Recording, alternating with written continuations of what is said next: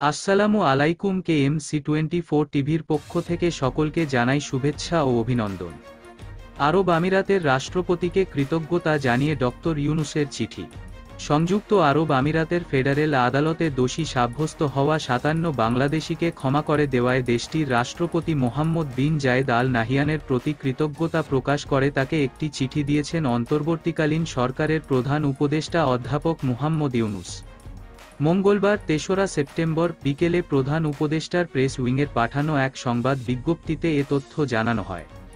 চিঠিতে ডক্টর মুহাম্মদ ইউনূস বলেন, সম্প্রতি ছাত্র গণবিপ্লবের সঙ্গে একাত্মতা প্রকাশকারী ৫৭ জন বাংলাদেশি সংযুক্ত আরব আমিরাতের কয়েকটি শহরে বিক্ষোভ করেছেন, তাদেরকে ক্ষমা করার আপনার উদার সিদ্ধান্তের জন্য গভীর কৃতজ্ঞতা জানানোর সুযোগ আমি উপভোগ করছি। আমাদের টেলিফোন কথোপকথনের পর এই ক্ষমাশীলতার কাজটি শুধু সহানুভূতিশীল নেতৃত্বের উদাহরণই দেয় না, বরং আমাদের দুই দেশের মধ্যে ভ্রাতৃত্বের স্থায়ী বন্ধনকে শক্তিশালী করার জন্য একটি বাহক হিসেবে কাজ করে।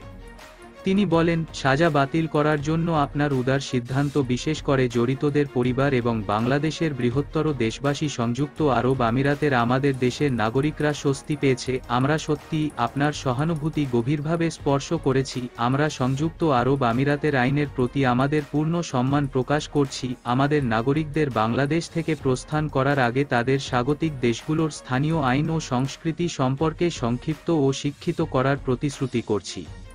তিনি আরও বলেন, আপনার সদয় সিদ্ধান্তের জন্য আমি আন্তরিক ধন্যবাদ জানাই, যা আমাদের জাতির মধ্যে ভ্রাতৃত্ব ও বন্ধুত্বের বন্ধনকে আরও দৃঢ় করবে। আমরা আমাদের দ্বিপাক্ষিক সম্পর্ক জোরদার করতে এবং আমাদের জনগণের পারস্পরিক সুবিধার জন্য একসঙ্গে কাজ করার জন্য উন্মুখ। আমি সংযুক্ত আরব আমিরাতের ভ্রাতৃপ্রতিম জনগণের জন্য আপনার সুস্বাস্থ্য, সুখ, দীর্ঘ জীবন এবং অব্যাহত শান্তি, অগ্রগতি এবং সমৃদ্ধি কামনা করছি। সকল প্রকার আপডেট, সংবাদ, ফানি, বিনোদন ও সামাজিক ভিডিও দেখতে আমাদের চ্যানেল KMC24 টিভি সাবস্ক্রাইব করুন। ধন্যবাদ।